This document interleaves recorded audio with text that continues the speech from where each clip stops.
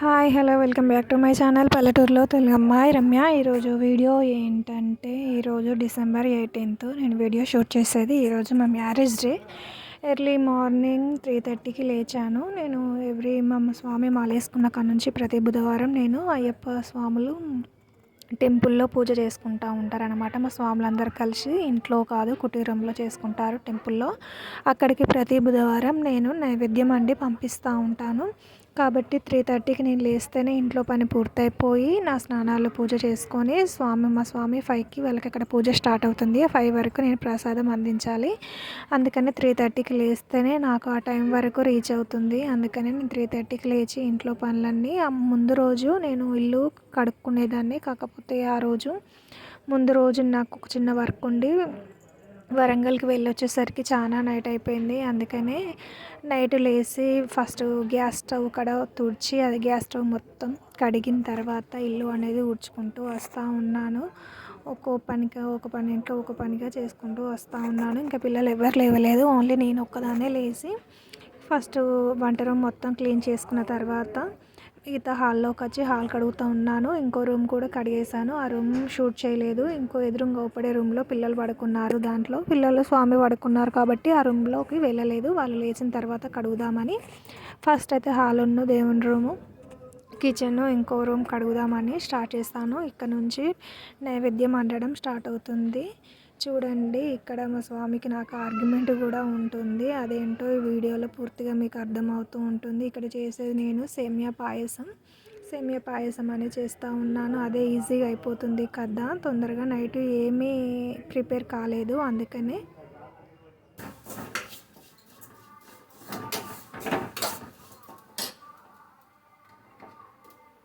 Happy marriage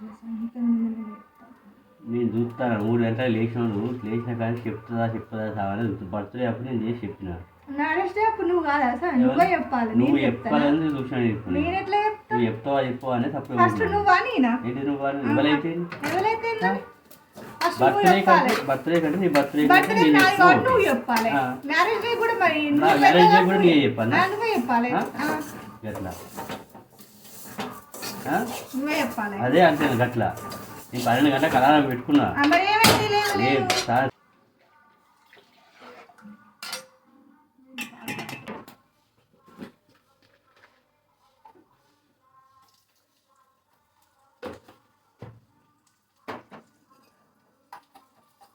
లేనా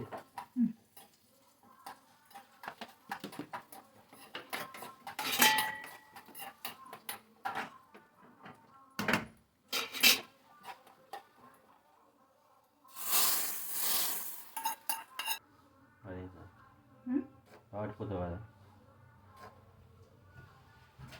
వారం నేను ప్రసాదం చేసి గుడికి పంపుతూ ఉంటాను కుటీరంకి.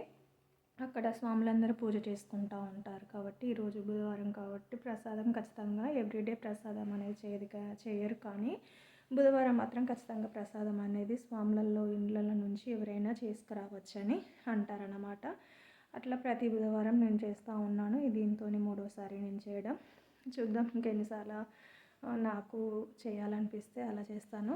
నేను మార్నింగ్ టైం చూపెట్టాను కదా 3:30కి నేను లేచానని. ఇప్పుడు 3:30 నుండి ఇప్పుడు 5 అయిపోయింది. ప్రసాదం చేసి మా స్వామితో పంపించేశాను.